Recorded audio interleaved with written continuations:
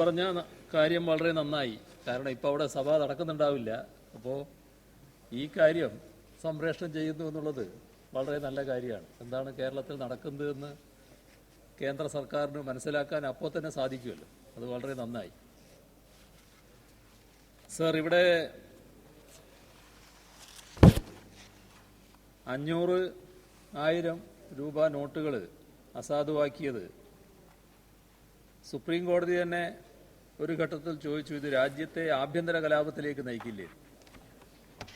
യഥാർത്ഥത്തിൽ നമ്മുടെ സമ്പദ് വ്യവസ്ഥയെ അസ്ഥിരപ്പെടുത്തുകയും ജനജീവിതം ദുസ്സഹമാക്കുകയും ചെയ്യുകയാണ് ഉണ്ടായിട്ടുള്ളത്. അപ്പം അതിലൂടെ രാജ്യത്തെ ആഭ്യന്തര കലാപത്തിലേക്ക് തള്ളിവിടുന്ന ഒരു സാഹചര്യമാണ് ഉയർന്നു വന്നിരിക്കുന്നത്. സർ, ഇത് നമ്മുടെ രാജ്യത്ത് നടപ്പാക്കിയപ്പോൾ ഇതിൻ്റെ യഥാർത്ഥ ലക്ഷ്യം BJP എന്ന പാർട്ടിക്കകത്തുള്ളവർ തന്നെ മനസ്സിലാക്കിയിട്ടുണ്ടാകും എന്നാണ് കരുതേണ്ടത്. നമ്മുടെ രാജ്യത്തെ സാമ്പത്തിക അടിമത്തത്തിലേക്ക് നയിക്കുക എന്ന ഒരു ഗൂഢാലോചന ഇതിൻ്റെ പിന്നിലില്ലേ എന്ന് സംശയിക്കേണ്ടതായിട്ടുണ്ട്. കാരണം നമ്മുടെ സാമ്പത്തിക ആന്തരിക ശക്തിയെ ചോർത്തിക്കളയുക ഇതൊരു ലക്ഷ്യമല്ലേ എന്നും സംശയിക്കേണ്ടതായിട്ടുണ്ട്. സർ, ഇവിടെ പറഞ്ഞ രീതിയിൽ ഉയർന്ന മൂല്യമുള്ള കള്ളപ്പണം, ഉയർന്ന മൂല്യമുള്ള കറൻസി കള്ളപ്പണം പൂഴ്ത്തിവെക്കാൻ ഉപയോഗിക്കുന്നതാണല്ലോ ഒരു വാദം ഉന്നയിച്ചിരിക്കുന്നത്. സർ, അങ്ങനെയാണെങ്കിൽ ഈ 500 രൂപയും 1000 രൂപയും മാറ്റി 500 രൂപയും 1000 രൂപയും വീണ്ടും വരുന്നില്ലേ? 2000 രൂപയും വരികയല്ലേ? പിന്നെ എന്താണ് മാറ്റം വരുന്നത്? ഇത് മാറ്റി വേറെ ഇതേ നാണയം തന്നെ, ഇതേ കറൻസി തന്നെ വരികയാണല്ലോ. സർ, നിയമപരമായ പ്രവൃത്തികളിൽ നിന്നുള്ള വരുമാനത്തിന് നൽകേണ്ട നികുതി അത് നൽകാത്തവരുണ്ട് നമ്മുടെ രാജ്യത്ത്. അതുപോലെ തന്നെ നിയമവിരുദ്ധമായ പ്രവൃത്തികളിൽ കൂടി സമ്പാദിക്കുന്ന പണം, അതാണ് യഥാർത്ഥത്തിൽ കള്ളപ്പണം. ആ കള്ളപ്പണത്തെ ഇല്ലാതാക്കുന്നതിനുള്ള ഒരു നടപടിയും സ്വീകരിച്ചിട്ടില്ല. അപ്പോൾ കറൻസി പിൻവലിച്ചതുകൊണ്ട് മാത്രം ഈ കള്ളപ്പണത്തിൻ്റെ ആൾക്കാർക്ക് ഒരു ബുദ്ധിമുട്ടും ഉണ്ടാകാൻ പോകുന്നില്ല. ഇപ്പം നമ്മുടെ രാജ്യത്തെ റിസർവ് ബാങ്കിൻ്റെ മുൻ ഗവർണർ, അതുപോലെ തന്നെ ലോക ബാങ്കിൻ്റെ ഇപ്പോഴത്തെ ചീഫ് എക്കണോമിസ്റ്റ്, ഇങ്ങനെയുള്ള ആളുകളൊക്കെ, അതായത് അവരെല്ലാം സാമ്പത്തിക രംഗത്തെ വിദഗ്ധരാണ്, കറൻസി പിൻവലിച്ചതിനെ എതിർത്ത് ഇതിനകം തന്നെ സംസാരിച്ചു കഴിഞ്ഞിട്ടുണ്ട്. നമ്മുടെ രാജ്യത്ത് പ്രചാരത്തിലുള്ള 86% കറൻസിയും ഇവിടെ പല ബഹുമാനരായ അംഗങ്ങളും പ്രസ്താവിച്ചതുപോലെ 500 രൂപയും 1000 രൂപയുടെയും നോട്ടുകളാണ്. അപ്പോൾ ആകെ നടക്കുന്ന സാമ്പത്തിക ഇടപാടുകളിൽ 90% കറൻസിയിലൂടെയാണ് നടക്കുന്നത്. നമ്മുടെ രാജ്യത്തെ അവസ്ഥ ഇന്നും അതാണ്. 90% ഇടപാടും കറൻസിയിലൂടെ നടക്കുകയാണ്. അപ്പോൾ നോട്ട് പിൻവലിച്ചാൽ അത് സ്വാഭാവികമായും സാധാരണ ജനങ്ങൾക്ക് നിത്യോപയോഗ സാധനങ്ങൾ വാങ്ങാൻ കഴിയാത്ത അവസ്ഥ, ജീവൻ രക്ഷാ സേവനങ്ങൾ പോലും ഉപയോഗിക്കാൻ പറ്റാത്ത തരത്തിലുള്ള കുഴപ്പങ്ങൾ, ഇതൊക്കെയാണ് ഇവിടെ സൃഷ്ടിച്ചിട്ടുള്ളത്. നോട്ട് പിൻവലിച്ചതിൻ്റെ നേരിട്ടുള്ള ഇരകളെന്ന നിലയിൽ ഇവിടെ നേരത്തെ പ്രസ്താവിച്ചു 70-ൽ പരം ആളുകൾ നമ്മുടെ രാജ്യത്ത് മരണപ്പെട്ടു കഴിഞ്ഞു. നമ്മുടെ കേരളത്തിൽ 7 ഹതഭാഗ്യരാണ് മരണപ്പെട്ടിരിക്കുന്നത്. അതിൽ ജീവനൊടുക്കിയവരടക്കമാണുള്ളത്. സർ, ഇത് അങ്ങേയറ്റം ദുഃഖകരമായൊരു കാര്യമാണ്. നമ്മുടെ ജീവൻ നഷ്ടപ്പെട്ടവരുടെ കുടുംബങ്ങളുടെ ദുഃഖത്തിൽ നമുക്കും പങ്കുചേരാം. സർ, ധനകാര്യ മന്ത്രാലയത്തിൻ്റെ ബാങ്കിംഗ് ഡിവിഷൻ്റെ കണക്കനുസരിച്ച് നമ്മുടെ രാജ്യത്തെ ജനസംഖ്യയിൽ വെറും 30% മാത്രമാണ് ബാങ്കിംഗ് സംവിധാനവുമായി ബന്ധമുള്ളത്. ഇതാണ് നമ്മുടെ രാജ്യത്തിൻ്റെ അവസ്ഥ. ഇത് മാത്രമല്ല, ആകെ ബാങ്കുകളുടെ 1/3 60 വൻനിര നഗരങ്ങളിലും 2ാം നിര നഗരങ്ങളിലുമായിട്ടാണ് പ്രവർത്തിക്കുന്നത്. യഥാർത്ഥ വിവരങ്ങൾ ശരിക്ക് ലഭ്യമല്ലാത്ത, യഥാസമയം ലഭ്യമല്ലാത്ത രാജ്യത്തെ ഗ്രാമീണ ജനങ്ങളാണ് നോട്ട് പിൻവലിച്ചതിൻ്റെ മുഖ്യ ഇരകൾ.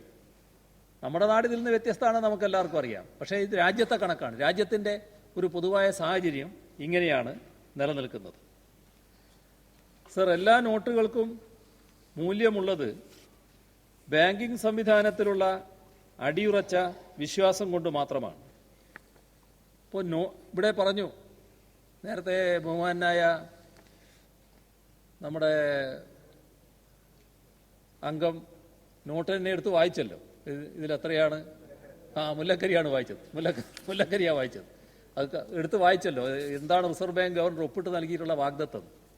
സർ, യഥാർത്ഥത്തിൽ ബാങ്കിംഗ് സംവിധാനത്തിലുള്ള അടിയുറച്ച വിശ്വാസം കൊണ്ട് കൂടിയാണ് ആ മൂല്യം നിലനിൽക്കുന്നത്. ഈ ഒപ്പ് ഉണ്ടെങ്കിലും അതൊരു കരാറാണെങ്കിലും നമ്മുടെ നാട്ടിലെ ബാങ്കിംഗ് സംവിധാനത്തിൽ ആളുകൾക്ക് വിശ്വാസമുണ്ട്. ഈ നോട്ട് പിൻവലിക്കൽ നടപടി ഈ വിശ്വാസത്തെയാണ് തകർത്ത് കളഞ്ഞത്. പണമുണ്ടായാലും ഒന്നും ചെയ്യാൻ കഴിയില്ല. ഒരാവശ്യം കണ്ട് ബാങ്കിൽ പണം വെച്ചിരിക്കുന്നു, അതെടുക്കാൻ കഴിയില്ല. അപ്പോൾ വ്യാപകമായ കുഴപ്പങ്ങൾക്കും അപ്പുറത്ത് നമ്മുടെ രാജ്യത്തെ സമ്പദ് വ്യവസ്ഥയിൽ വലിയ തോതിലുള്ള പ്രത്യാഘാതം ഉണ്ടാക്കുന്ന ഒരു നടപടിയായിട്ടാണ് ഇത് വരുന്നത്. സർ, അതേപോലെ തന്നെ ഇവിടെ നേരത്തെ ബഹുമാനായ മുല്ലക്കര തന്നെയാണ് അതും പറഞ്ഞത്, ഈ സ്ത്രീകളെ ബാധിക്കുന്ന പ്രശ്നം. സർ, കുടുംബത്തിൻ്റെ ജീവനാഡിയായിട്ടാണല്ലോ സ്ത്രീകൾ പ്രവർത്തിക്കുന്നത്. അത്തരം കുടുംബങ്ങളിൽ ഒരുപാട് പ്രശ്നങ്ങളാണ് ഇതിൻ്റെ ഭാഗമായി ഉണ്ടാക്കിയിട്ടുള്ളത്. രൂക്ഷമായ പ്രശ്നങ്ങൾ ഇതിലൂടെ സ്ത്രീകൾ നേരിടുന്ന നില വന്നിട്ടുണ്ട്. ഇതിൻ്റെ മറ്റ് വിശദാംശങ്ങളിലേക്ക് ഞാനിപ്പോൾ പോകുന്നില്ല. നമ്മുടെ രാജ്യത്തെ കൃഷിക്കാർ ഇതിൻ്റെ ഭാഗമായി വലിയ പ്രയാസത്തിലാണ്. അതിൽ സാധാരണ കൃഷിക്കാരുണ്ട്, അതിനോടൊപ്പം ധാന്യം കൃഷി ചെയ്യുന്നവരുണ്ട്, ക്ഷീര കർഷകരുണ്ട്. അങ്ങനെ എല്ലാ വിഭാഗം ആളുകളും ഇതിൻ്റെ പ്രയാസം വലിയ തോതിൽ അനുഭവിക്കുകയാണ്.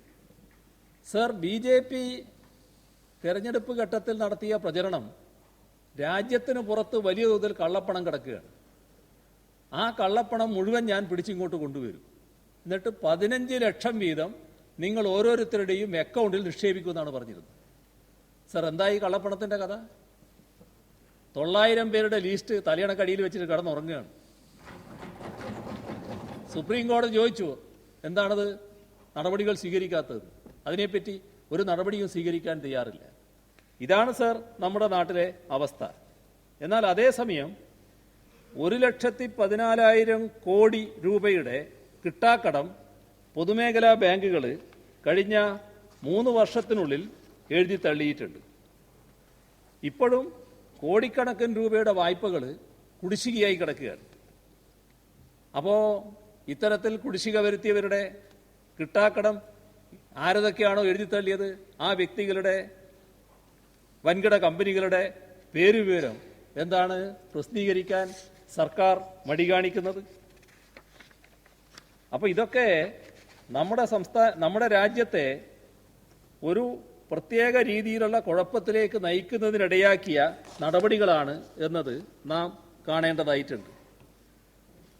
സർ, നമ്മുടെ സഹകരണ മേഖലയെക്കുറിച്ച് പറയുമ്പോൾ പരസ്പര സഹകരണം എന്ന തത്വശാസ്ത്രത്തിൻ്റെ അടിസ്ഥാനത്തിലാണ് സഹകരണ സംഘങ്ങളാകെ സ്ഥാപിക്കപ്പെട്ടത്. സംഘടിക്കുവാനുള്ള സ്വാതന്ത്ര്യവും വ്യക്തി സ്വാതന്ത്ര്യവും സമത്വവും ജനാധിപത്യ രീതിയിലുള്ള ഭരണനിർവഹണവും ഒത്തുചേരുന്ന ഒരു മനോഹര സങ്കല്പമാണ് ഈ സഹകരണ സംഘങ്ങൾ എന്നത് നാം കാണേണ്ടതായിട്ടുണ്ട്.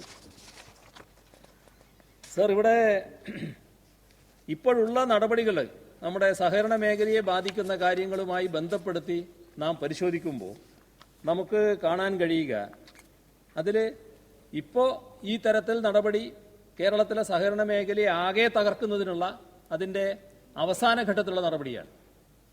എന്നാൽ സഹകരണ മേഖലയെ ലക്ഷ്യം വെച്ചുകൊണ്ടുള്ള ചില നീക്കങ്ങൾ നേരത്തെ ഇവിടെ ആരംഭിച്ചിരുന്നു. സർ, അത് ആഗോളവൽക്കരണ നയത്തിൻ്റെ ഭാഗമായാണ് നമ്മുടെ സഹകരണ മേഖലയ്ക്ക് നേരെ ഇത്തരത്തിലുള്ള ചില ആക്രമണങ്ങൾ ആരംഭിക്കുന്ന നില വന്നത്. സർ, അതിൻ്റെ ഒരു ചരിത്രം പരിശോധിച്ചാൽ ആഗോളവൽക്കരണ നയം നടപ്പാക്കുന്നതിന് മുൻപ് ഏതെല്ലാം കമ്മിറ്റികളും കമ്മീഷനുകളും രൂപം കൊണ്ടിട്ടുണ്ടോ അവയെല്ലാം സഹകരണ മേഖലയെ ശക്തിപ്പെടുത്താനുള്ള ശുപാർശകളായിരുന്നു സമർപ്പിച്ചിരുന്നത്. എന്നാൽ അതിനുശേഷം വന്നിട്ടുള്ള കമ്മിറ്റികളും കമ്മീഷനുകളും ഈ നരസിംഹം കമ്മിറ്റി മുതലുള്ള കമ്മിറ്റികൾ നമ്മുടെ സമ്പദ്ഘടനയെ കൂടുതൽ ഉദാരവൽക്കരിക്കാനാണ് ശ്രമിച്ചു വന്നത്. അതുപോലെ തന്നെ നമ്മുടെ രാജ്യത്തെ സമ്പദ് മേഖല വിദേശ മൂലധന ശക്തികൾക്ക് തുറന്നിട്ട് കൊടുക്കാനുള്ള ശ്രമമാണ് നടത്തിയത്. അതോടൊപ്പം ബാങ്കിംഗ് മേഖലാ പരിഷ്കാരങ്ങൾ വന്നു. അപ്പോൾ ബാങ്കിംഗ് ഇൻഷുറൻസ് രംഗത്ത് വിദേശ മൂലധനം കടന്നു വരുന്ന സ്ഥിതി വന്നു. അപ്പോൾ സ്വകാര്യവൽക്കരണ നയത്തിൻ്റെ ഗതിവേഗം വലിയ തോതിൽ കൂടി വന്നു. ഈ മാറ്റങ്ങൾക്കനുബന്ധമായി സ്വദേശീയമായും പ്രാദേശികമായും നാം ഉയർത്തിക്കൊണ്ടുവന്ന സഹകരണ പ്രസ്ഥാനത്തിനെതിരെയുള്ള നീക്കങ്ങളുണ്ടായി. ഇതാണ് സാർ ഇവിടെ ഗൗരവമായി സംഭവിച്ച ഒരു ആപത്ത്.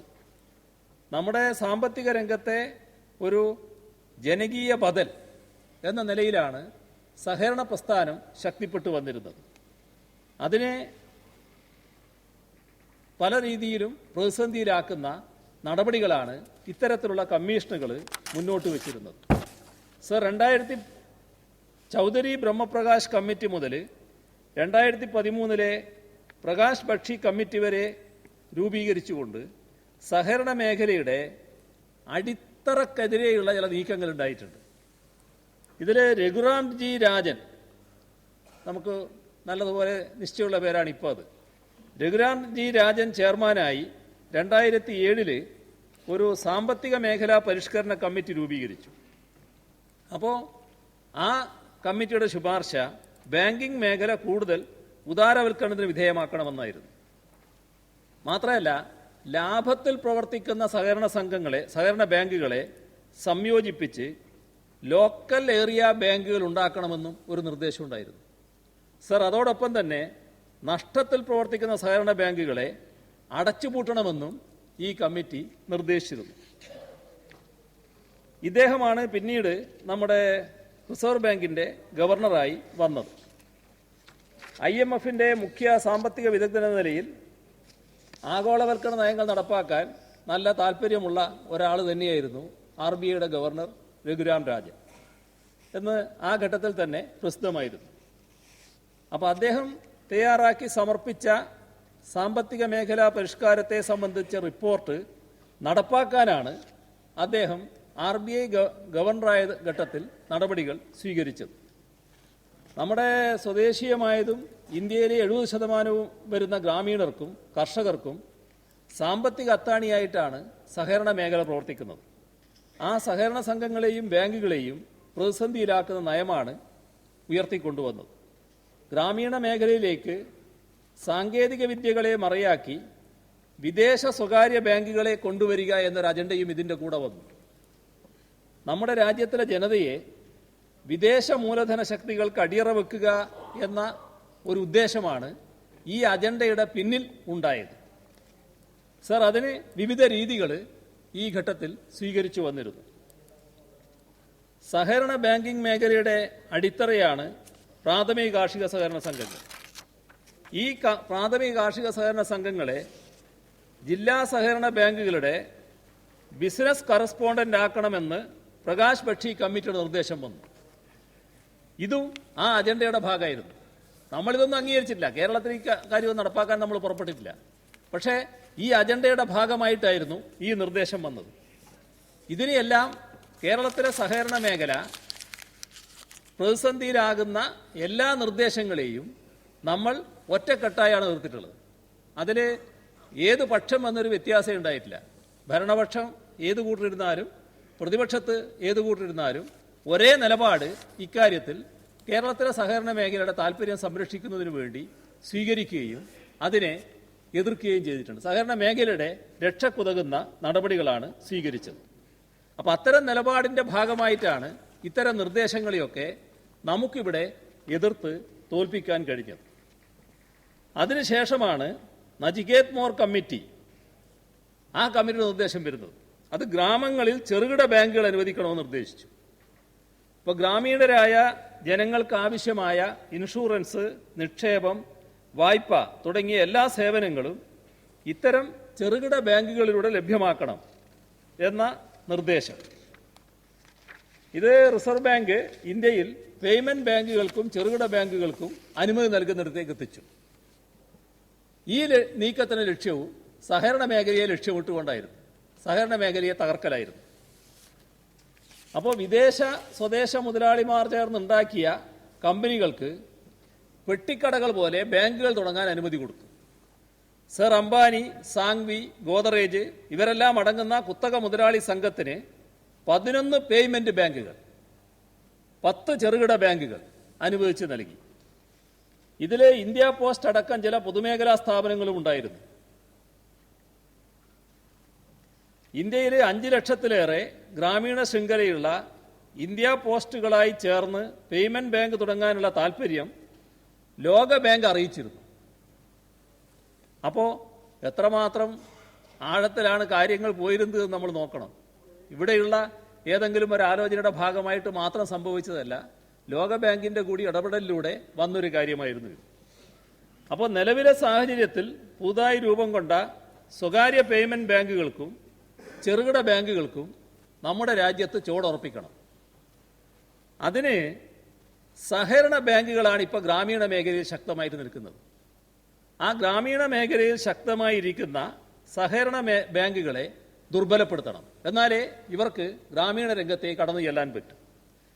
അതുകൊണ്ടാണ് സഹകരണ ബാങ്കുകളെ തകർക്കുക എന്നൊരു നീക്കം വന്നിട്ടുള്ളത്.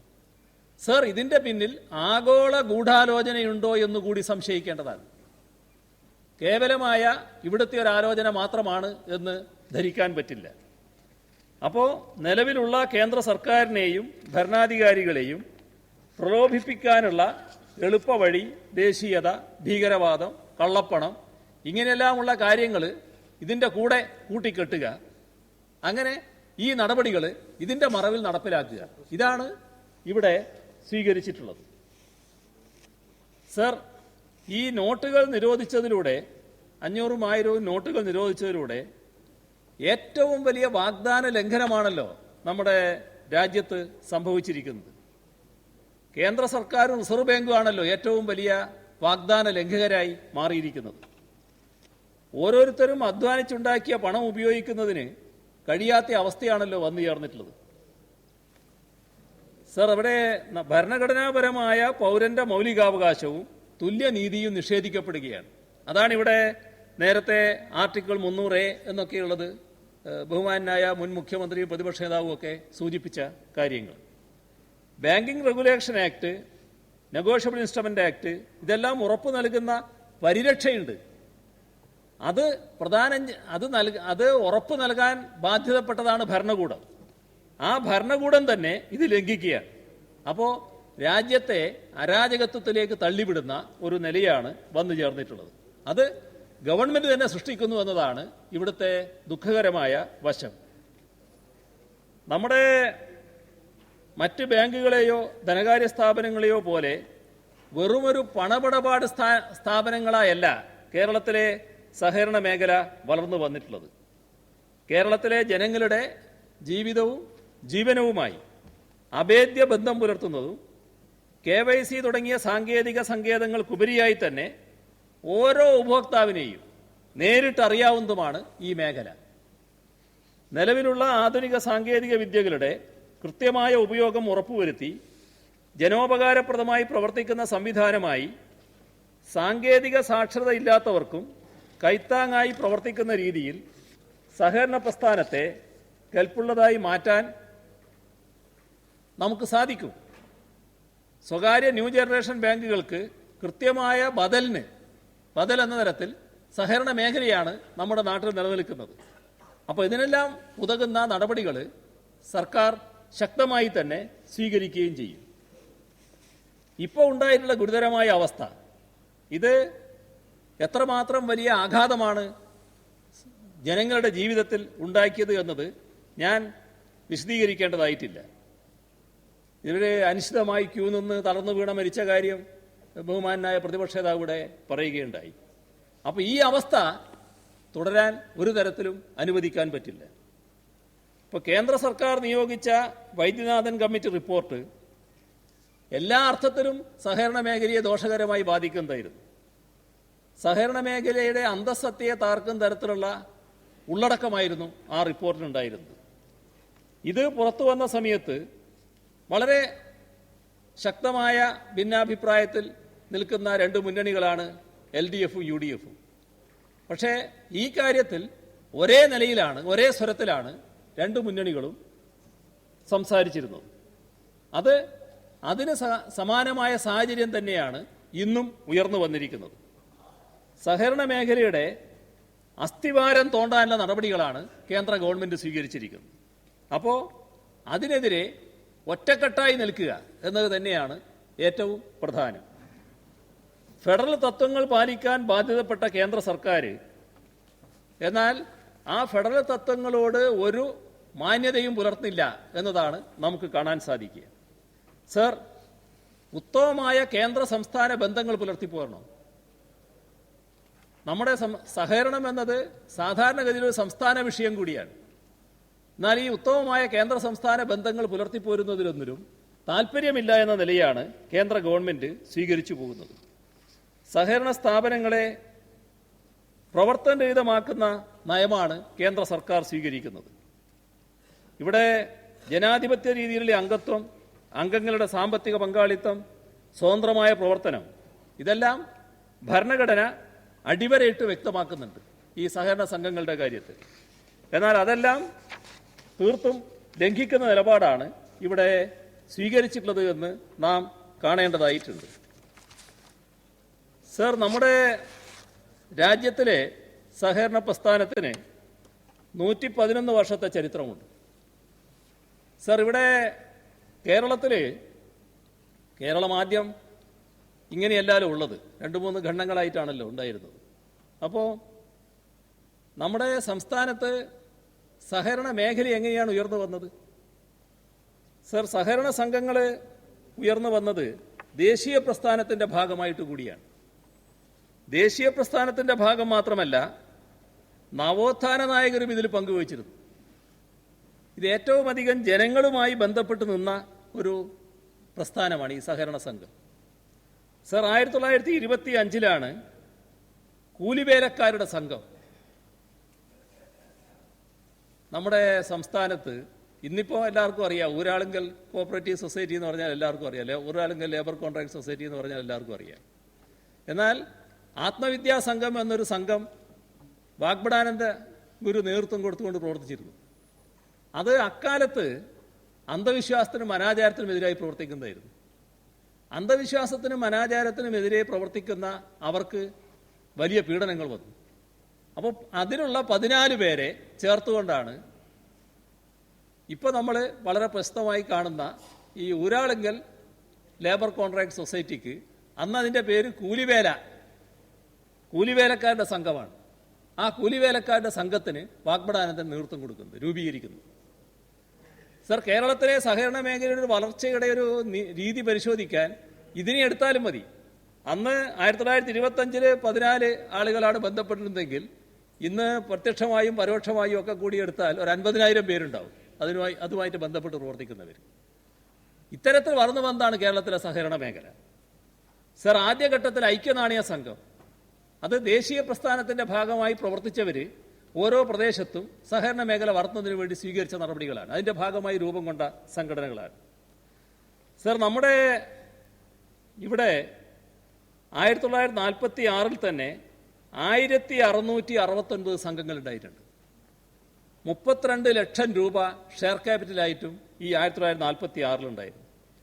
സർ, നമ്മുടെ സംസ്ഥാനത്തെ സഹകരണ നിയമത്തിൻ്റെ ചരിത്രമെടുത്ത് പരിശോധിച്ചാൽ തിരുവിതാംകൂർ സഹകരണ നിയമം 1914 അതിൻ്റെ ഭാഗമായിട്ടാണ് തിരുവനന്തപുരം സെൻട്രൽ സഹകരണ ബാങ്ക്, ഇന്നത്തെ സ്റ്റേറ്റ് കോപ്പറേറ്റീവ് ബാങ്കിൻ്റെ ആദ്യ രൂപം തിരുവനന്തപുരം സെൻട്രൽ സഹകരണ ബാങ്ക്. പിന്നെ 1949 തിരുവിതാംകൂറും കൊച്ചിയും കൂടി യോജിച്ചു. ആ ഘട്ടത്തിൽ അങ്ങനെ ഒന്നിച്ച തിരുവിതാംകൂർ കൊച്ചി അതിൻ്റെ ഭാഗമായി 1951 തിരുവിതാംകൂർ കൊച്ചി സഹകരണ നിയമം വന്നു. അപ്പോൾ മലബാർ വേറിട്ട് നിൽക്കുകയായിരുന്നു. മലബാറിലുണ്ടായിരുന്നത് മദ്രാസ് സഹകരണ നിയമമായിരുന്നു. അത് 1932 പാസ്സാക്കിയിരുന്നത്. 1956 നമ്മൾ പുതിയ സംസ്ഥാനമായി ഇപ്പോഴത്തെ കേരള സ്റ്റേറ്റ് കോഓപ്പറേറ്റീവ് ബാങ്കും രൂപം കൊണ്ടു. സർ, 1969 സംസ്ഥാനത്തിൻ്റെ സഹകരണ നിയമം ശരിയായ രൂപത്തിൽ രൂപം കൊള്ളുന്നത്. സർ, ഇവിടെ ചെറിയ ചെറിയ നിക്ഷേപങ്ങളാണ് ഈ സഹകരണ സ്ഥാപനങ്ങളിൽ ഉണ്ടായിട്ടുള്ളത്. സർ, നിക്ഷേപത്തിൻ്റെ ഒരു ചരിത്രമെടുത്താൽ നിക്ഷേപ സമാഹരണം ആദ്യം വലിയ തോതിലില്ല. ആദ്യത്തെ സംഘങ്ങൾ ചെറിയ കാശ് കിട്ടി ആ കാശ് കർഷകർക്ക് വിതരണം ചെയ്ത് അങ്ങനെ മാത്രം നടക്കുന്ന ഒരു സംഘങ്ങളായിരുന്നു. അത് ഐക്യനാണയ സംഘത്തിൽ നിന്ന് പിന്നെ സർവീസ് സഹകരണ സംഘമായി, പിന്നെ അവിടുന്ന് സർവീസ് സഹകരണ ബാങ്കിലേക്ക് ഉയർന്നു. അങ്ങനെയൊക്കെയാണ് സഹകരണ ബാങ്കുകളിലേക്ക് എത്തിപ്പെടുന്നത്. 1976 ആദ്യമായും നമ്മൾ നിക്ഷേപ സമാഹരണ യജ്ഞം ആരംഭിക്കുന്നു. ആ നിക്ഷേപ സമാഹരണ ലക്ഷ്യം അന്ന് 20 കോടി രൂപ മാത്രമായിരുന്നു 1976. എന്നാൽ അന്ന് നമുക്ക് 26 കോടി രൂപ ലഭിച്ചു ആ സഹകരണ നിക്ഷേപ സമാഹരണ യജ്ഞത്തിൻ്റെ ഭാഗമായിട്ട്. സർ, ഇക്കഴിഞ്ഞ നമ്മുടെ ടാർഗറ്റ് 6000 കോടി രൂപയായിരുന്നു 2006. അത് കള്ളപ്പണത്തിനല്ല, കള്ളപ്പണം വന്നോട്ടേതല്ല. നമ്മുടെ നാട്ടിലെ സഹകരണ സ്ഥാപനങ്ങൾ ആ രീതിയിൽ ശക്തിപ്പെട്ട് വളർന്നു വന്നിരിക്കുകയാണ്. അതിൻ്റെ ഭാഗമായിട്ടാണ് ഈ 6000 കോടി രൂപ ലക്ഷ്യമായി വെക്കാൻ കേരളത്തിലെ സഹകരണ മേഖലക്ക് സാധിച്ചത്. സർ, ഇവിടെ കള്ളപ്പണത്തെക്കുറിച്ച് ബഹുമാന്യനായ ശ്രീ രാജഗോപാൽ പറയുകയുണ്ടായി. പിന്നെ റിസർവ് ബാങ്കിൻ്റെ നടപടിക്രമങ്ങളെക്കുറിച്ചുമൊക്കെ പറയുകയുണ്ടായി. സർ, ഇപ്പോൾ ആലത്തൂരെന്ന് ഞാൻ പറയുന്നത് ബഹുമാനായ രാജഗോപാലിൻ്റെ സ്വന്തം വില്ലേജാണ്. അപ്പോൾ ആലത്തൂരാണ് അദ്ദേഹം ജീവിക്കുന്നത് വിചാരിക്കുക. ഇപ്പോഴും ആലത്തൂർ സർവീസ് സഹകരണ ബാങ്കിൽ അദ്ദേഹത്തിന് അക്കൗണ്ട് ഉണ്ട്. അവിടെ പണം നിക്ഷേപിക്കാൻ ചെല്ലുന്നു. രാജഗോപാൽ ആരാണെന്ന് അദ്ദേഹത്തോട് ചോദിക്കേണ്ട കാര്യമുണ്ട് അവർക്ക്. രാജഗോപാലിന് ഇന്നത്തെ പ്രശസ്തിയൊക്കെ മാറ്റിവെച്ചോളി നിങ്ങൾ, അതൊന്ന് ആലോചിക്കേണ്ടത്. ആ ആലത്തൂരുകാരനായ ഒരു സാധാരണക്കാരൻ എന്നെടുത്താൽ മതി. അങ്ങനെ ഒരാൾ ആലത്തൂർ സഹകരണ ബാങ്കിൽ ചെല്ലുമ്പോൾ അവർക്കറിയാലോ ഇദ്ദേഹം ആരാണെന്ന്. ഇദ്ദേഹത്തിൻ്റെ പണം സ്വീകരിക്കുന്നതിന് വേറെ എന്ത് തെളിവാണ് അവർക്ക് വേണ്ടത് സാധാരണഗതിയിൽ? എന്നാൽ തെളിവ് ആവശ്യമുള്ളവർ ആ തെളിവോടുകൂടി മാത്രമേ സഹകരണ ബാങ്ക് നിക്ഷേപം സ്വീകരിക്കൂ. ഇതാണ് നടന്നു വരുന്നത് എന്ന് അങ്ങ് മനസ്സിലാക്കേണ്ടതായിട്ടുണ്ട്. സർ, ഈ കള്ളപ്പണത്തെക്കുറിച്ച് പറയുമ്പോൾ ഈ സഹകരണ ബാങ്കുകളെക്കുറിച്ച് സഹകരണ ബാങ്കിലാകെ തകരാറുകളാണ് എന്നൊക്കെയുള്ളൊരു മട്ടിലാണ് അദ്ദേഹം പറയാൻ തയ്യാറായത്. സർ, നമ്മുടെ രാജ്യത്തിലെ ഏറ്റവും പ്രധാനപ്പെട്ട bank state bank of India ആണല്ലോ. ആ സ്റ്റേറ്റ് ബാങ്ക് ഓഫ് ഇന്ത്യയുമായി ബന്ധപ്പെട്ട് 1600 കോടിയുടെ ഓഹരി കുംഭകോണ ആരോപണം വന്നത് നമുക്ക് ഓർമ്മയില്ലേ? അതുകൊണ്ട് സ്റ്റേറ്റ് ബാങ്ക് ഓഫ് ഇന്ത്യ ആകെ തകരാറായിപ്പോയി എന്നാണോ അതിൻ്റെ അർത്ഥം? അവിടെ ചില പ്രശ്നങ്ങൾ ഉണ്ടായത് നമുക്ക് ഓർമ്മയില്ലേ? ഇന്ത്യൻ ബാങ്കിൻ്റെ 1000 കോടിയോളം തട്ടിപ്പാക്കിയതും ചെയർമാൻ തന്നെ ജയിലിലായതും നമ്മളാരും മറന്നിട്ടുണ്ടാവില്ല. ഇതൊക്കെ നമ്മുടെ നാട്ടിലെ ഈ ഏറ്റവും നല്ല രീതിയിൽ നടക്കുന്നു എന്ന് പറയുന്ന ബാങ്കിൻ്റെ ഭാഗമായി നടക്കുന്ന കാര്യങ്ങളാണല്ലോ. വിജയ മല്യയുടെ 1200 കോടി സർ, അതടക്കം 7000 കോടി അണ്ടർ കളക്ഷൻ അക്കൗണ്ടിലേക്ക് മാറ്റിയത് ഈയിടെയാണ് എന്ന് പത്രവാർത്ത വന്നില്ലേ? അതിൽ 1200 കോടി വിജയ മല്യയുടേതാണ്. മൊത്തം 7000 കോടിയാണ്. ഇപ്പോൾ മാറ്റിയതുമായി ബന്ധപ്പെട്ട് ഒരുപാട് വിവാദങ്ങൾ നമ്മുടെ രാജ്യത്ത് ഉയർന്നു വന്നില്ല. അതെല്ലാം ഈ പറയുന്ന നല്ല രീതിയിൽ നടക്കുന്ന ബാങ്കുകളെ സംബന്ധിച്ചല്ലേ? സർ, മൊത്തം നേരത്തെ പറഞ്ഞ 1,14,000 കോടിയാണ് 2 വർഷം കൊണ്ട് ഈ പറയുന്ന പൊതുമേഖലാ ബാങ്കുകൾ എഴുതി തള്ളിയത്. എന്നാൽ സർ, എന്താണ് സഹകരണ ബാങ്കുകളുടെ അവസ്ഥ? കേരളത്തിലെ ഈ പരന്നു കിടക്കുന്ന സഹകരണ ബാങ്കുകൾ എടുത്താൽ ഒരു ദശാബ്ദത്തെയോ 2 ദശാബ്ദത്തെയോ കണക്കുകൾ നമ്മളെടുത്ത് പരിശോധിച്ചാൽ 1-2 സ്ഥാപനത്തിൽ ചില വഴിവിട്ട കാര്യങ്ങൾ ഉണ്ടായിട്ടുണ്ടാവും. ആ കാര്യത്തിൽ കർക്കശമായ നിലപാടുകളും ഉണ്ടായിട്ടുണ്ട്. കൃത്യമായി പരിശോധനകൾ നടന്നു പോകുന്നതിൻ്റെ ഭാഗമായിട്ടാണല്ലോ അതെല്ലാം ശരിയായ രീതിയിൽ നമുക്ക് അപകടങ്ങളില്ലാത്ത രീതിയിൽ ഒതുക്കി തീർക്കാൻ പറ്റുന്നത്. എല്ലാ രീതിയിലുമുള്ള പരിശോധന ഇവിടെ നടക്കുന്നുവെന്നതാണ് നമുക്ക് കാണാൻ സാധിക്കുക. സർ, ഈ കാര്യത്തിൽ നമ്മുടെ സംസ്ഥാനത്തെ സഹകരണ മേഖലക്കുള്ള ഒട്ടേറെ പ്രത്യേകതകളുണ്ട്. ആ പ്രത്യേകതകൾ നാം കാണാതിരിക്കരുത്. ഇവിടെ നേരത്തെ ചില കാര്യങ്ങൾ ബഹുമാന്യനായ പ്രതിപക്ഷ നേതാവ് തന്നെ ചൂണ്ടിക്കാണിക്കുകയുണ്ടായി. നമ്മുടെ സംസ്ഥാനത്തെ സഹകരണ മേഖലക്കുള്ള പ്രത്യേകത എന്താ? എല്ലാ രംഗത്തും വ്യാപിച്ചു കിടക്കുകയാണ്. കേവലമായ ഒരു വട്ടപ്പലിശക്കാരൻ്റെ പണി മാത്രമല്ല നടത്തുന്നത്. അതായത് കടം കൊടുക്കുക, പലിശ അടക്കം തിരിച്ചു പിടിക്കുക, ഈ പണി മാത്രമല്ല കേരളത്തിലെ സഹകരണ സ്ഥാപനങ്ങൾ നടത്തുന്നത്. യഥാർത്ഥത്തിൽ കേരളത്തിലെ സഹകരണ സംഘങ്ങൾ ഇത്തരത്തിൽ ശക്തിപ്പെട്ട് വന്നത് തന്നെ ഈ ഒരു നിലപാടിൻ്റെ ഭാഗമായിട്ടാണ്. സർ, ഇവിടെയും ഹുണ്ടിയക്കാരായിരുന്നു, വലിയ തോതിൽ ഹുണ്ടിയക്കാരുണ്ടായിരുന്നു. കൃഷിക്കാർക്ക് വായ്പ കൊടുക്കാനുള്ള ഹുണ്ടിയക്കാരുണ്ടായിരുന്നു. ഈ പറയുന്ന വലിയ പലിശ ഈടാക്കുന്ന സംഘങ്ങളുണ്ടായിരുന്നു. അവരുടെ എല്ലാം പിടിയിൽ നിന്ന് കൃഷിക്കാർ മോചിതരായത് സഹകരണ സംഘങ്ങൾ ശക്തിപ്പെട്ടതോടെയാണ്. സഹകരണ സംഘങ്ങളെ അവർക്ക് ആശ്രയിക്കാം എല്ലാ കാര്യത്തിലും. അങ്ങനെയാണ് സഹകരണ സംഘങ്ങൾ നമ്മുടെ നാട്ടിൽ ശരിയായ രീതിയിൽ വേരൂന്നുന്ന നില വന്നത്. സർ, അതിൻ്റെ ഭാഗമായി ഏതെല്ലാം രംഗങ്ങളിലാണിപ്പോൾ സഹകരണ മേഖല പ്രവർത്തിച്ചു വരുന്നത്?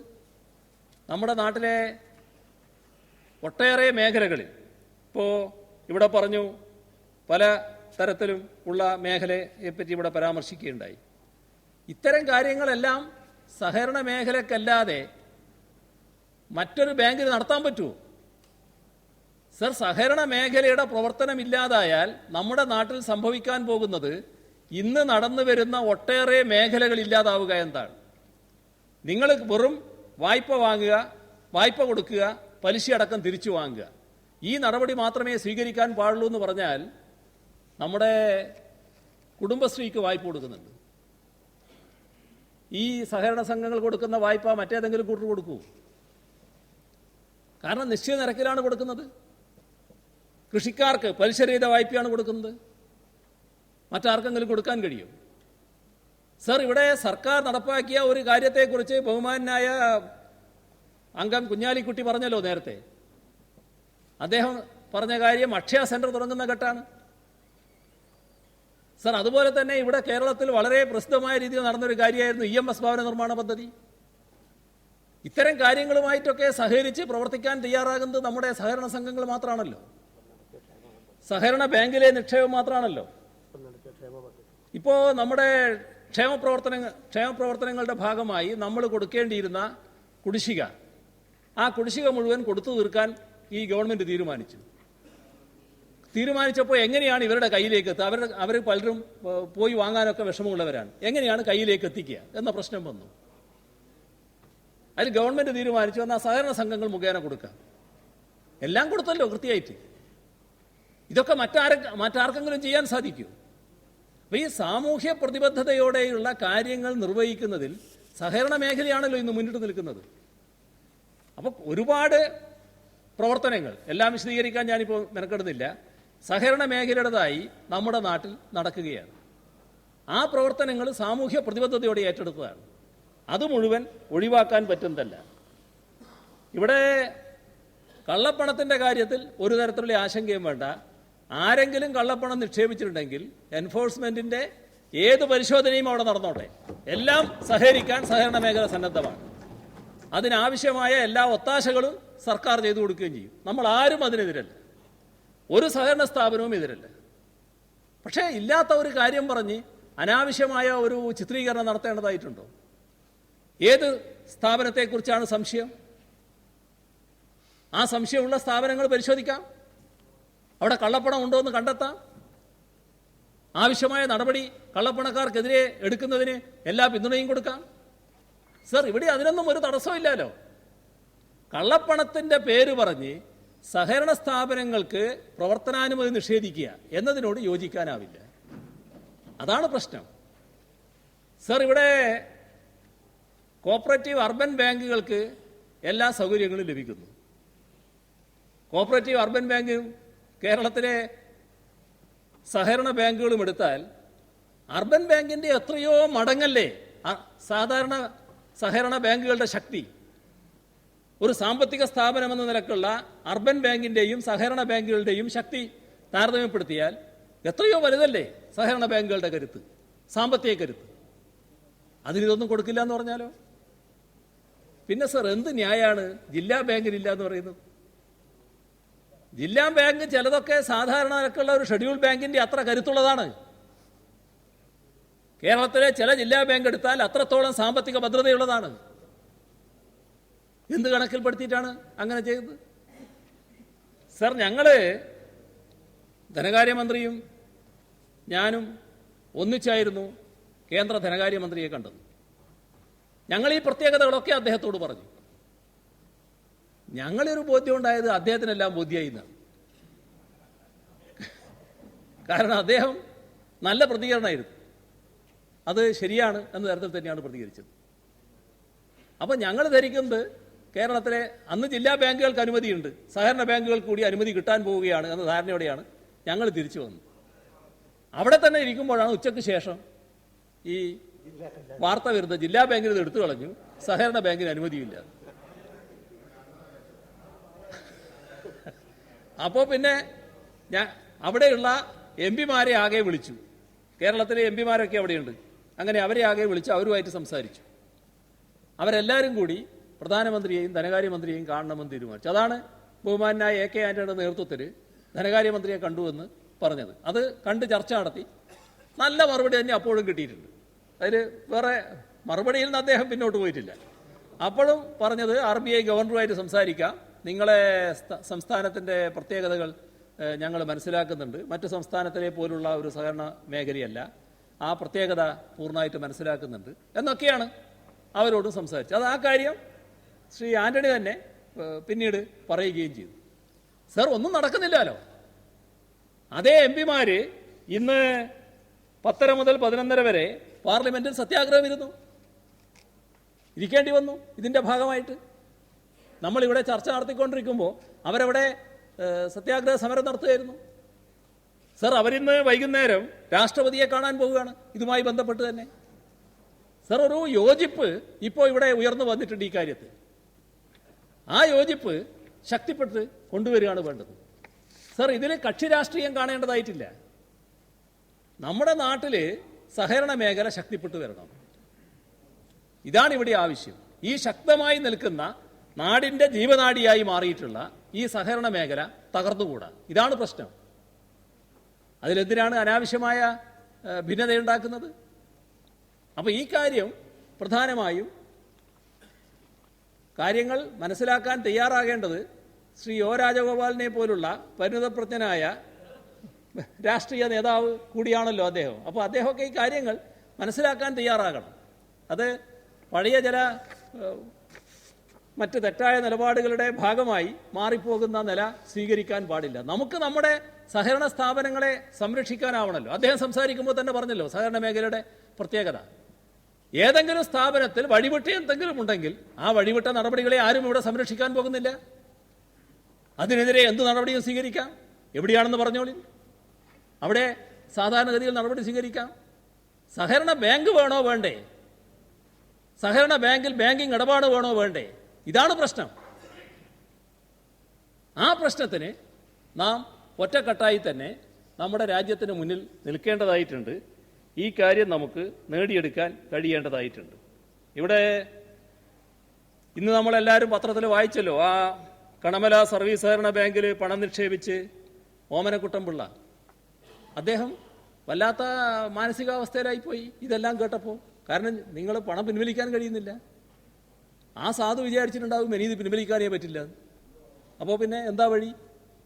എന്തെങ്കിലും പ്രത്യേക ആവശ്യമുണ്ടാവും. ആ ആവശ്യം നിറവേറ്റാൻ പറ്റുന്നില്ല, ജീവൻ ഒടുക്കി കളഞ്ഞു. ജീവിതം മുട്ടിപ്പോയി എന്നുള്ളൊരു തോന്നലിൻ്റെ ഭാഗമായിട്ടാണല്ലോ വരുന്നത്. എന്തൊരു ദൗർഭാഗ്യകരമായ അവസ്ഥയാണ്. സർ, ഇവിടെ പറയാനുള്ള ഒരു കാര്യം, നമ്മുടെ നാട്ടിലുള്ള സഹകരണ സ്ഥാപനങ്ങളിൽ ഇടപാടുകാരായിട്ടുള്ളവർ, നിക്ഷേപിച്ചിട്ടുള്ളവർ, അവരൊന്നും ഇത്തരം ഒരവസ്ഥയിൽ ആശങ്കപ്പെടേണ്ടതായിട്ടില്ല.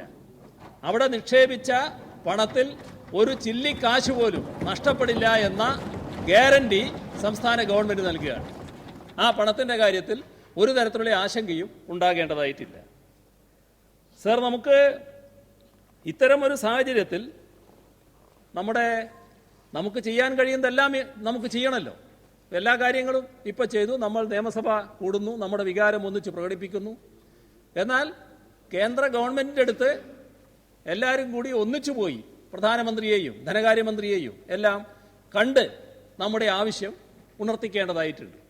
അത്തരമൊരു നിവേദക സംഘം 24-ന് പ്രധാനമന്ത്രിയെയും അതുപോലെ തന്നെ ധനകാര്യമന്ത്രിയെയും കണ്ട് നമുക്ക് നമ്മുടെ ആവശ്യം ഉയർത്താൻ കൂടി തയ്യാറാകേണ്ടതായിട്ടുണ്ട്. ആ തരത്തിൽ ഉള്ള നിലപാട് കൂടി സ്വീകരിക്കണം എന്നാണ് ഉദ്ദേശിക്കുന്നത്. ബഹുമാനപ്പെട്ട ധനകാര്യമന്ത്രി. സർ, ഇപ്പോൾ ബഹുമാനപ്പെട്ട മുഖ്യമന്ത്രി കേന്ദ്ര ധനകാര്യമന്ത്രിയെ കണ്ടപ്പോഴുണ്ടായ അനുഭവം പറയുകയുണ്ടായി. ഇപ്പം കഴിഞ്ഞ ദിവസം GST യോഗം കഴിഞ്ഞ് ഞങ്ങൾ വിശദമായിട്ട് ഇക്കാര്യം ചർച്ച ചെയ്തു. അനൗപചാരികമായി അത് കേന്ദ്ര ധനമന്ത്രി ജെയ്റ്റ്ലിയാണെങ്കിൽ വളരെ സരസമായിട്ട് സംഭാഷണമൊക്കെ ചെയ്യാൻ താല്പര്യമുള്ളതാണ്. അനൗപചാരികമായിട്ട് രാഷ്ട്രീയം തൽക്കാലമൊക്കെ മാറ്റിവെച്ചു. ഞാൻ ചോദിച്ചു, നിങ്ങൾ എന്താ ഈ ചെയ്യുന്നത്? ഇങ്ങനെ ചെയ്താൽ എങ്ങനെയാണ് ഈ സഹകരണ മേഖല നിൽക്കുക? അദ്ദേഹം ബാക്കി ധനമന്ത്രിമാർ കേരളത്തെക്കുറിച്ചല്ല ആക്ഷേപം. കേരളം ഇന്ത്യയിലെ ഏറ്റവും സുശക്തമായിട്ടുള്ള സഹകരണ ക്രെഡിറ്റ് മേഖലയുള്ളതാണ്. കണക്ക് പറഞ്ഞാലേ നമ്മുടെ 1,27,000 കോടി രൂപയെന്ന് പറയുന്നത് ഇന്ത്യയിലെ സഹകരണ മേഖലയിൽ സമാഹരിക്കുന്ന തുകയുടെ 53%. ആണ് കേരളത്തിലെ സഹകരണ പ്രസ്ഥാനം എന്ന് പറഞ്ഞിട്ടുണ്ട്. അപ്പൊ അതുകൊണ്ട് കേരളത്തെക്കുറിച്ചല്ല ആക്ഷേപം. അവിടെ ഇവിടെയൊക്കെ എന്തെങ്കിലുമൊക്കെ പ്രശ്നങ്ങളുണ്ടാവും. പക്ഷേ അവിടെ ഇരുന്ന മന്ത്രിമാർ നിങ്ങളുടെ ഇവിടെ ഇങ്ങനെയില്ലേ, എന്താ ഞാൻ ചെയ്യുക? അപ്പോ കേരളത്തിന് ആ രീതിയിലുള്ള പരിഗണന ചെയ്യാം, എന്താ ചെയ്യാൻ പറ്റാൻ നോക്കാം എന്നുള്ളൊരു നിലപാടാണ് സ്വീകരിച്ചത്. പക്ഷെ അത്തരമൊരു നിലപാടല്ല റിസർവ് ബാങ്ക് സ്വീകരിക്കുന്നത്. അത് കേരളത്തിലെ ഐക്യജനാധിപത്യ മുന്നണിയും ഇടതുപക്ഷ ജനാധിപത്യ മുന്നണിയും തുടക്കത്തിൽ ഞാൻ പറഞ്ഞ പോലെ BJPയും എടുത്ത ഒരു നിലപാടുണ്ട്. വൈദ്യനാഥൻ കമ്മീഷൻ റിപ്പോർട്ടിനെ കുറിച്ചും ഈ പരിഷ്കാരങ്ങളെക്കുറിച്ചും അതിന്റെ കണക്ക് തീർക്കുന്നതിന് വേണ്ടിയിട്ട് റിസർവ് ബാങ്ക് ഉപയോഗിക്കുന്നു ഈ സന്ദർഭത്തെ എന്നാണ് എനിക്ക് പറയാനുള്ളത്. സർ, അതുകൊണ്ട് കേരളം ഒറ്റക്കെട്ടായിട്ട് സർ, ബഹുമാനപ്പെട്ട നിയമ മെമ്പർ രാജഗോപാൽ സാറോട് പറയാനുള്ള അങ്ങടക്കം ഉള്ളവര് ഒരുമിച്ച് നിന്ന് പറയാൻ തയ്യാറായി കഴിഞ്ഞാൽ കേന്ദ്രത്തില് നമുക്ക് ഒരു മാറ്റം സഹകരണ മേഖലയെക്കുറിച്ച് കൊണ്ടുവരാൻ പറ്റും. അതില് ഞങ്ങൾ പറഞ്ഞ രാഷ്ട്രീയം ബഹുമാനപ്പെട്ട രാജഗോപാൽ സാറിന് അംഗീകരിക്കാനാവില്ല, വളരെ സ്വാഭാവികമായിട്ടുള്ള കാര്യം. ആ രാഷ്ട്രീയമൊക്കെ മാറ്റിവെക്കാം. ഞാനതുകൊണ്ട് ഈ സഹകരണ മേഖലയെക്കുറിച്ച് മാത്രമേ പറയാൻ ഉദ്ദേശിക്കുന്നു. മറ്റേ അഭിപ്രായങ്ങളൊക്കെ നിലനിർത്തിക്കൊണ്ട് തന്നെ ബഹുമാനപ്പെട്ട മെമ്പർ O രാജഗോപാലിനും യോജിച്ച് നിലപാടെടുക്കാൻ പറ്റുന്നൊരു തലമുണ്ട്. സഹകരണ മേഖലയെ സംരക്ഷിക്കണമെന്നുള്ളത്. പക്ഷേ അങ്ങേക്ക് ഇതിന്റെ അപകടം മനസ്സിലാവുന്നില്ല. അതുകൊണ്ട് കൃത്യമായിട്ട് ഞാൻ എണ്ണി പറയാം. അങ്ങേക്ക് എന്ത് അഭിപ്രായ വ്യത്യാസമുണ്ടെങ്കിൽ പറഞ്ഞാൽ അത് മാത്രമേ പറയാൻ ഉദ്ദേശിക്കുന്നുള്ളൂ. ഒന്നാമത്തേത്, ഈ കേരളത്തിലെ ജനങ്ങളെ 1,00,000 കോടി രൂപ അവിടെ നിക്ഷേപിച്ചിട്ടുണ്ട്. എല്ലാം ആദ്യം കൊണ്ടുപോയി നിക്ഷേപിച്ച പണമെന്ന് കരുതണ്ട. നിങ്ങൾ ബാങ്കിൽ നിന്ന് വായ്പ എടുക്കുമ്പോൾ നിങ്ങളുടെ പേരിൽ ഡെപ്പോസിറ്റ് ഉണ്ടാവും. അതടക്കമാണ്. എന്നാലും കേരളത്തിലെ ജനങ്ങൾക്ക് അവിടെ നിന്ന് 1,00,000 കോടി രൂപ കിട്ടാനുണ്ട്. 25,000 രൂപ പോലും ആഴ്ചയിൽ ഒരിക്കൽ പിൻവലിക്കാനുള്ള അവകാശം നൽകുന്നില്ല. ബാക്കിയെല്ലാം വാണിജ്യ ബാങ്കിലും ഉണ്ട്. ഞാൻ വഴങ്ങിത്തരാം. അങ്ങ് പറയൂ, ഈ അവകാശം കൊടുത്താൽ എന്താ സംഭവിക്കുക? ഒരു കള്ളപ്പണക്കാരന് അവിടെ കൊണ്ടുപോയി നികുതി വെട്ടിച്ച പണം 1-2 കോടി ഇട്ടിട്ടുണ്ടെന്ന് ധരിച്ചോളൂ. സർ, പ്രധാനമന്ത്രി പോലും ആവശ്യപ്പെട്ട 50 ദിവസമല്ലേ? ആഴ്ചയിൽ 24,000 വെച്ച് പിൻവലിച്ചാലും എത്ര ലക്ഷം പിൻവലിക്കാൻ പറ്റും സർ? ഇനി പിൻവലിച്ചാലും അതിന്റെ കണക്കൊക്കെ അവിടെ ഉണ്ടല്ലോ. ഒരു 1-2 കോടി കൂട്ട് കള്ളപ്പണം തടയാൻ വേണ്ടി എന്തിനാണ് ഈ മലയാളികള്, ഈ ബാങ്കിൽ വിശ്വാസമുള്ളവര് അവിടെ ഇട്ടിരിക്കുന്ന 24,000 രൂപ പോലും പിൻവലിക്കാനുള്ള അവകാശം നിഷേധിക്കുന്നത്? അങ്ങ് പറ, ഞാൻ വഴങ്ങാം സർ. ഇനി കാര്യങ്ങളിൽ ബന്ധപ്പെട്ട ആൾക്കാർ അത് ഇരുന്ന് ഇപ്പോൾ ഇറങ്ങി വരുമ്പോൾ ഇൻഫോർമലായിട്ടുള്ള ഒരു ഡിസ്കഷനിൽ പറയുന്ന മാതിരിയല്ലല്ലോ, ഒരു ഫോർമലായിട്ടുള്ള ഡിസ്കഷൻ നടത്തി ഇരുന്ന് ബന്ധപ്പെട്ട ആൾക്കാരിന്ന് പ്രായോഗികമായിട്ടുള്ള പോയിന്റ്സ് ചൂണ്ടിക്കാണിച്ച് അതിന് പരിഹാരം ഉണ്ടാക്കാൻ വേണ്ടി ശ്രമിക്കല്ലേ വേണ്ടത്. അത് ചെയ്യുന്ന നല്ലതല്ലേ? Very good, very good. അത് തന്നെ ഞാൻ പറഞ്ഞത്. നമുക്ക് കേരളം കക്ഷി രാഷ്ട്രീയത്തിന് അതീതമായിട്ട് കേരളം എന്ന നിലയിൽ ഈ സഹകരണ പ്രസ്ഥാനത്തെ സംരക്ഷിക്കുന്ന നിലപാടിലേക്ക് പോകാൻ പറ്റും. രണ്ടാമത്തത് സർ, രണ്ടാമത്തെ പോയിന്റ് എന്ന് വെച്ചാൽ അറിയാം, ഇങ്ങനെ 24,000 രൂപ പോലും പിൻവലിക്കാൻ വയ്യ. ഒരു ഹതഭാഗ്യന് ആത്മഹത്യ ചെയ്യേണ്ടി വന്നു വെപ്രാളം കൊണ്ടിട്ട്. എത്ര പേരാണ് ഇങ്ങനെ ആദ്യ പിടിച്ച് കിടക്കണം നമുക്ക് അറിയത്തില്ല. അപ്പോഴാണ് കേരളത്തിലെ വാണിജ്യ ബാങ്കിൽ നിന്ന് ഇടപാടുകാർ ചെല്ലുന്നത്, ഇടനിലക്കാർ പറയുന്നത് എന്താ, ഈ അക്കൗണ്ട് പണം ഞങ്ങളിലേക്ക് മാറ്റിയാൽ 24,000 രൂപ വെച്ച് പിൻവലിക്കാം. ഞങ്ങൾ കോർ ബാങ്കിങ്ങിലുണ്ട്, നിങ്ങൾക്ക് എങ്ങോട്ട് വേണമെങ്കിലും പണം മാറ്റിത്തരാം. സർ, അവിടെ നിന്ന് പണമായിട്ട് പിൻവലിക്കാൻ പറ്റിയില്ലെങ്കിലും ഡ്രാഫ്റ്റ് എടുത്ത് വേറൊരു ബാങ്കിൽ അക്കൗണ്ട് ആരംഭിക്കാം. നമ്മുടെ ഈ സഹകരണ ബാങ്കുകൾക്ക്, പ്രാഥമിക സഹകരണ സംഘങ്ങൾക്ക് വാണിജ്യ ബാങ്കുകളിൽ അക്കൗണ്ട് ഉണ്ട്. പറയുന്നത് ഈ അക്കൗണ്ട് വഴി അങ്ങ് മാറ്റിയിട്ടാൽ മതി. സർ, ഇതാണ് ഈ പ്രക്രിയ നടന്നുകൊണ്ടിരിക്കുന്നത്. വാണിജ്യ ബാങ്കുകളിൽ ആകെയുള്ളത് 3,70,000 കോടി രൂപയാണ്. ഇവിടെ 1,30,000 കോടി രൂപ നമ്മുടെ സഹകരണ ബാങ്കുകളിൽ ഡെപ്പോസിറ്റ്. അവിടെയുള്ള കള്ളപ്പണത്തിന് അപ്പുറമൊന്നും ഇപ്പുറത്തും ഉണ്ടാവില്ല. ഇവിടെ കൈയും കാലും കൈ കെട്ടിയിട്ടിട്ട് ഒരു പൈസ പോലും എടുക്കാൻ പറ്റില്ലെന്ന് പറഞ്ഞിട്ട് ആ കിട്ടണമെന്നുണ്ടെങ്കിൽ 24,000 രൂപ പോലും കിട്ടണമെന്നുണ്ടെങ്കിൽ വാണിജ്യ ബാങ്കിലേക്ക് അക്കൗണ്ട് മാറ്റണം. മാറ്റാനായിട്ട് ഇപ്പോ പണം പിൻവലിക്കേണ്ട ആവശ്യമില്ല, ഡ്രാഫ്റ്റ് ആയിട്ടാകാം, അല്ലെങ്കിൽ നിങ്ങൾക്ക് ബന്ധമുള്ള ബാങ്കിലെ അക്കൗണ്ട് വഴിയാകാം എന്ന് കേന്ദ്ര സർക്കാർ പറയുന്നില്ല. ഈ പ്രവർത്തനം നടന്നുകൊണ്ടിരിക്കുക ഈ കേരളത്തിൽ. ഈ സാഹചര്യത്തിൽ നമ്മുടെ സർക്കാർ ജീവനക്കാരുടെ ശമ്പളവും പെൻഷനും ഒക്കെ കിട്ടുമെന്ന് ഉള്ളതിന് വലിയ പ്രശ്നങ്ങളൊന്നും ഇല്ലല്ലോ. എന്താണ് ധനകാര്യമന്ത്രിയുടെ അഭിപ്രായം? ഒരു പ്രശ്നവുമില്ല, അത് അതിനെക്കുറിച്ച് വേവലാതിപ്പെടേണ്ട, ഒരു പ്രശ്നമില്ല. അതിലേക്ക് വരാം. അപ്പോൾ ഇത് നടന്നുകൊണ്ടിരിക്കുന്നു. അപ്പൊ ഞാൻ ഇതിൽ പറയാം, മൂന്നാമത്തെ കാര്യം, ഒരിക്കലും ഒരു ബാങ്ക്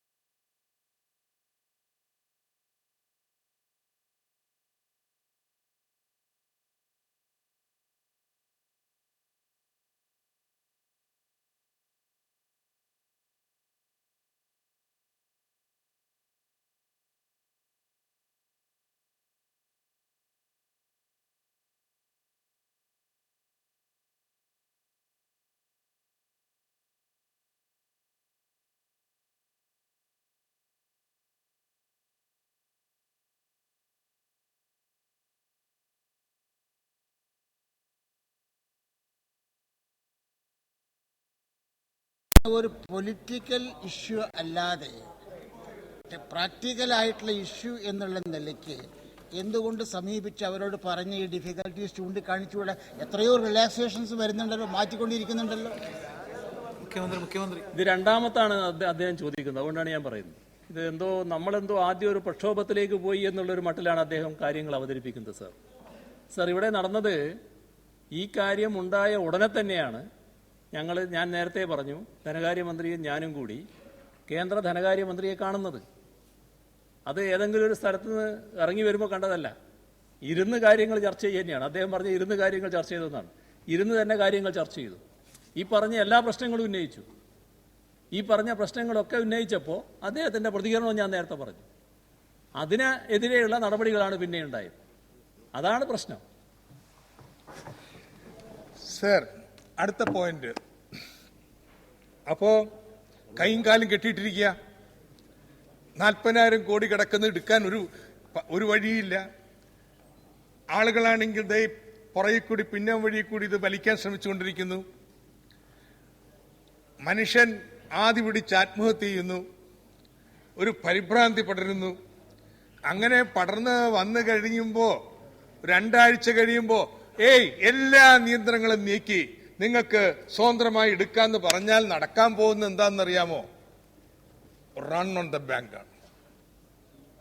ഈ ഡെപ്പോസിറ്റുകൾ എങ്ങനെയെങ്കിലും പിൻവലിക്കാം, എന്നാലും നിൽക്കാൻ പണമില്ലാണ്ടല്ല.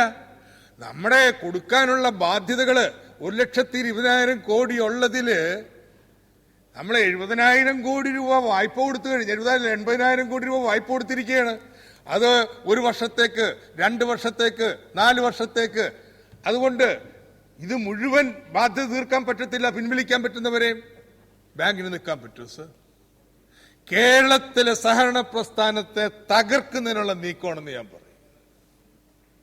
അതുകൊണ്ടാണ് ആത്മാഭിമാനമുള്ള മലയാളി മുഴുവൻ ഒരുമിച്ച് നിൽക്കണമെന്നുള്ളത്. സർ, കേരളമെന്ന് കേട്ടാൽ തിളക്കണം ഞരമ്പുകളിൽ രക്തം. ഭാരമെന്ന് കേട്ടാൽ അഭിമാനപൂരിതമാവണം. രണ്ടുമുണ്ട് സർ രാജ്യസ്നേഹത്തില്, രണ്ടുമുണ്ട് ദേശീയതയിൽ. പ്രധാനമന്ത്രി നയങ്ങളെയും അങ്ങനെ വ്യാപകമായി എതിർക്കാൻ വേണ്ടി മാത്രം നമ്മൾ ഇത്രയും സമയം ചെലവഴിക്കുന്നതായിട്ടുള്ള സാഹചര്യത്തിൽ ഇപ്പം നമ്മൾ കൂട്ടായിട്ട് പോവുക എന്നുള്ളതുകൊണ്ട് നടക്കാൻ പോകുന്ന കാര്യമല്ല, പ്രായോഗികമല്ല. അത് രാഷ്ട്രീയമായിട്ട് മാത്രമേ കാണുള്ളൂ. നേരെ മറിച്ച് ഈ പ്രായോഗിക പ്രശ്നങ്ങൾക്ക് ഈ ഡിസ്കഷൻസിൻ്റെ എല്ലാം വെളിച്ചത്തിൽ പോയി കണ്ട് സംസാരിച്ച് പരിഹാരം ഉണ്ടാക്കാൻ വേണ്ടി ശ്രമിക്കുക. അപ്പോൾ ബഹുമാനപ്പെട്ട മെമ്പർ പറഞ്ഞത് നമുക്ക് മനസ്സിലാക്കാൻ പറ്റണം. അത് രാഷ്ട്രീയപരമായ. പക്ഷേ സർ, ഞാൻ വീണ്ടും പറയുന്നു, രാജ്യസ്നേഹം ദേശസ്നേഹം എന്ന് പറയുമ്പോഴേ ഇത് രണ്ടുമുണ്ട്. കേരളവുമുണ്ട്, ഭാരതവുമുണ്ട്. ഈ കേരളത്തിലെ ജനങ്ങളുടെ ജീവനാഡിയായിട്ടുള്ള ഈ സഹകരണ പ്രസ്ഥാനം, ബഹുമാനപ്പെട്ട മുഖ്യമന്ത്രി പറഞ്ഞു, ഇവിടെ 47 ലക്ഷം പേർക്ക് നമ്മുടെ പെൻഷൻ നൽകണം. കഴിഞ്ഞ UDF സർക്കാർ ബാങ്ക് വഴിയാക്കി. അത് രാഷ്ട്രത്തിന്റെ നയം. കേരളത്തിനും എതിർക്കേണ്ട കാര്യമില്ല. ബാങ്ക് വഴി പോകുന്നതാണ് ഏറ്റവും സുരക്ഷിതമായിട്ടുള്ളത്. പക്ഷേ തെരഞ്ഞെടുപ്പ് കാലത്ത് ഞാൻ പ്രസംഗിച്ചെടുത്ത എല്ലാ സ്ഥലത്തും എന്റെ പ്രസംഗത്തിൽ ഒന്നുണ്ടായിരുന്നു, LDF വന്നാൽ വീട്ടിൽ കൊണ്ടേ തരും. എന്താ കൈയടിയെന്നറിയോ? എത്ര പൊക്കിൽ പോയി നോക്കിയേച്ചാൽ മതി. എന്നുവെച്ചാൽ ഈ ബാങ്കിൽ ചെന്ന് കഴിഞ്ഞിട്ട് നിങ്ങൾ അൺഅക്സെപ്റ്റബിൾ ആണ്, വേണ്ട, ഒരു ശല്യമാണ്. 1000 രൂപ പിൻവലിക്കാൻ വേണ്ടിയിട്ട് കയറി 100 പേര് വരെയാണ്. മാന്യന്മാർക്കൊന്നും നിൽക്കാൻ സ്ഥലമില്ല. ഇനി എത്ര അക്കൗണ്ട് എഴുതണം? അവന്റെ ചെലവെന്ത്? You are unwanted. എങ്ങനെ കൊടുക്കാൻ പറ്റാ? കേരളം കണ്ട മാർഗം സഹകരണ പ്രസ്ഥാനമാണ്. 21 ലക്ഷം അക്കൗണ്ടുകളുണ്ട് സർ ഈ സഹകരണ മേഖലയിൽ. നാട്ടിലാകെ ബന്ധങ്ങളുണ്ട്. 2 ആഴ്ചയെ സമയമെടുത്തുള്ളൂ. അതാണ് എന്നെ അത്ഭുതപ്പെടുത്തുന്നത്. 2 ആഴ്ച സമയം കൊണ്ട് ജില്ലാ ബാങ്ക് പ്രസിഡന്റ്മാരെ വിളിച്ചു. UDF ആണ് സ്വാധീനമുള്ളത്. പക്ഷെ ഇതിന് പ്രയാസം ഉണ്ടായില്ല, തടസ്സം ഉണ്ടായില്ല. ജില്ലാ ബാങ്ക് പ്രസിഡന്റ്മാരോട് ചർച്ച ചെയ്യുന്നു. 2 ആഴ്ച കൊണ്ട് ഈ പണം വിതരണം ചെയ്യുന്നു. ഇതാണ് നമ്മുടെ സഹകരണ പ്രസ്ഥാനത്തിന്റെ ശേഷി, റീച്ച് എന്ന് പറയുന്നത്. അപ്പോൾ സർ, ഇത് സംരക്ഷിക്കേണ്ടത്. ഇത് സംരക്ഷിക്കുക എന്ന് പറഞ്ഞാൽ ബഹുമാനപ്പെട്ട സഹകരണ മന്ത്രി ജില്ലാ ബാങ്ക് പ്രസിഡന്റ്മാരുമായിട്ട് ചർച്ച ചെയ്തിട്ടുണ്ട്. പ്രതിപക്ഷം ചില നിർദ്ദേശങ്ങൾ വെച്ചിട്ടുണ്ട്. നമുക്ക് കൂട്ടായിട്ട് ആലോചിക്കണോ? കേന്ദ്ര സർക്കാരിൽ നിന്ന് ഈ വിവേചനത്തിനെതിരായ നീക്കങ്ങൾ, നടപടികൾ പിൻവലിപ്പിക്കാനുള്ള പരിശ്രമത്തോടൊപ്പം തന്നെ ഇന്നത്തെ സ്തംഭനാവസ്ഥ തുടരാൻ പറ്റുമോ? അതിനെ പ്രതിപക്ഷത്തിനുള്ള നിർദ്ദേശങ്ങൾ, ജില്ലാ ബാങ്ക് പ്രസിഡന്റുമാർ നൽകിയ നിർദ്ദേശങ്ങൾ, ഇതെല്ലാം നോക്കിയിട്ട് നമുക്കൊരു നിലപാട് സ്വീകരിക്കേണ്ടി വരും. നമ്മുടെ സഹകരണ ബാങ്കുകളിൽ അക്കൗണ്ട് ഉണ്ട്, അവിടെ നിന്ന് പണം പിൻവലിക്കാൻ വയ്യ പ്രാഥമിക സഹകരണ സംഘങ്ങളിൽ നിന്ന്. പക്ഷെ ആളുകൾക്ക് സാധനങ്ങൾ വാങ്ങണം, കല്യാണാവശ്യത്തിനായാലും ആശുപത്രിയിലായാലും എവിടെയായാലും അവിടേക്കൊരു ചെക്ക് ബാങ്ക് നൽകിക്കഴിഞ്ഞാൽ നമ്മുടെ പ്രാഥമിക സഹകരണ സംഘത്തിന് നിർദ്ദേശപ്രകാരം വേറെ ഗ്യാരണ്ടി എന്നൊക്കെ നമ്മൾ പറഞ്ഞുകൊണ്ടിരുന്നത്, ഒന്നും വേണമെന്നില്ലെന്നാണ് ജില്ലാ ബാങ്ക് പ്രസിഡന്റുമാർ പറഞ്ഞത്. ഒരു ചെക്ക് ഈ ആശുപത്രിയിലേക്കോ സ്ഥാപനത്തിലേക്കോ നൽകാം, കാരണം അക്കൗണ്ട് ഉണ്ട്, പണമായിട്ട് കൊടുക്കണ്ട, ട്രാൻസ്ഫർ ചെയ്യാം, ഇവർ കോർ ബാങ്കിങ്ങിലുണ്ട്. ഇവിടെ ആരീ ഭരണ സംഘങ്ങളെ തകർക്കാൻ ശ്രമിച്ചാലും കേരളം ഒറ്റക്കെട്ടായിട്ട് സംരക്ഷിക്കും, ബദൽ സംവിധാനങ്ങൾ ഉണ്ടാക്കും. ഈ ആത്മവിശ്വാസം നാട്ടിലെ ജനങ്ങൾക്ക് കൊടുക്കാൻ നമുക്ക് കഴിയണം. ഇത് തകരാൻ പോകുന്ന പ്രസ്ഥാനമല്ല. ആര് ശ്രമിച്ചാലും ഈ കേരളത്തിലെ രാഷ്ട്രീയത്തിന് അതീതമായിട്ട് സഹകരണ പ്രസ്ഥാനത്തെ സ്നേഹിക്കുന്ന മുഴുവൻ പേരും ഒരുമിച്ച് നിന്ന് അതിനെ സംരക്ഷിക്കുന്നതിന് നടപടി സ്വീകരിക്കും എന്ന് നമുക്ക് പറയാൻ പറ്റണം. സർ, ഞാൻ ദീർഘിപ്പിക്കുന്നില്ല, നമ്മൾ സമയം ഒരുപാട് അതിക്രമിച്ചു കഴിഞ്ഞു. കേരളത്തിന് വികസനത്തിന്റെ സാധ്യതകൾ ക്ഷേമപ്രവർത്തനങ്ങളുടെ അല്ല. ഇവിടെ മുഖ്യമന്ത്രി കുഞ്ഞാലിക്കുട്ടി സാഹിബ് പറഞ്ഞതിനെ കുറിച്ച് പറഞ്ഞു, അക്ഷയ കേന്ദ്രങ്ങൾ. ബഹുമാനപ്പെട്ട മുഖ്യമന്ത്രി എങ്ങനെയാണ് നമ്മുടെ EMS പാർപ്പിട പദ്ധതി നടപ്പാക്കിയെന്ന് പറഞ്ഞു. ഒരു ബാങ്കും തയ്യാറായിരുന്നില്ലല്ലോ,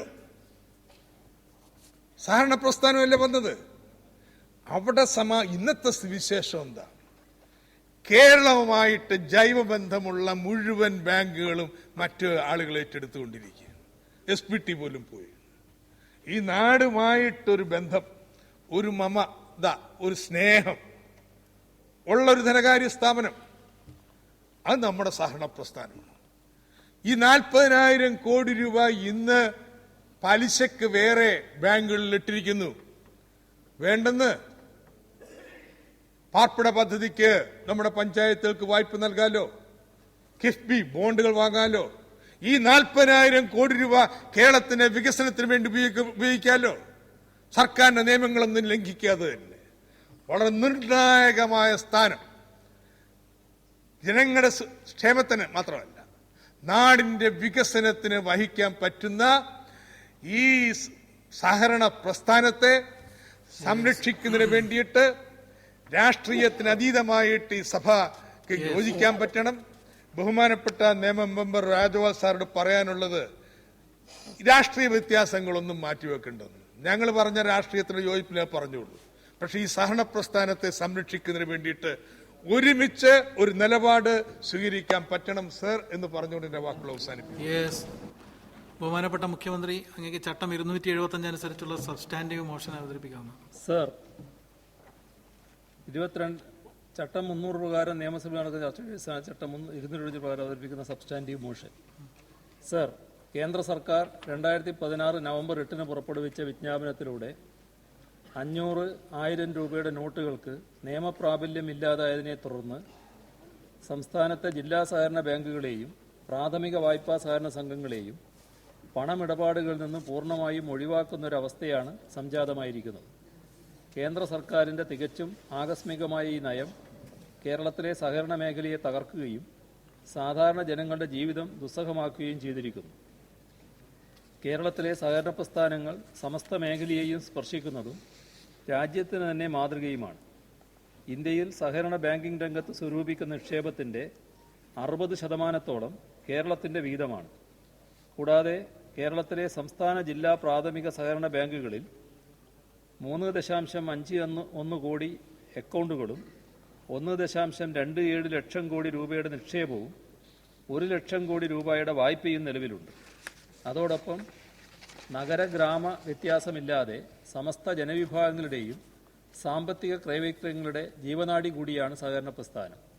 സംസ്ഥാനത്തെ സഹകരണ മേഖലയിലെ നിക്ഷേപത്തിൽ ഒരു പൈസ പോലും നഷ്ടപ്പെടില്ല എന്ന് സംസ്ഥാന സർക്കാർ ഉറപ്പു നൽകിയ നടപടി സഹകരണ മേഖലയുടെ വിശ്വാസ്യത ഒന്നുകൂടി ഉയർത്തുമെന്ന് ഈ സഭ ആത്മാർത്ഥമായി വിശ്വസിക്കുന്നു.